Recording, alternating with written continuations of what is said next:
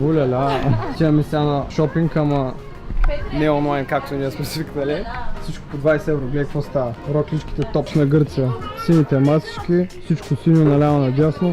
Ей, тази сграда крещи Гърция буквално. Много минаваме трапа, обаче имаме един голям проблем. Случиха са двете най-лоши неща, които могат да се случат на яхта. Първият от които е времето. Утре го дават някаква супер страшна буря, даже на телефона ни, буквално всички телефони в Гърция изписуха едно съобщение, че утре всички трябва да се покриват, закриват, че не знам, небето щяло да пада. Чай да минем сега тук. Хоп, хоп, хоп. Това е, защото сме огън двойка.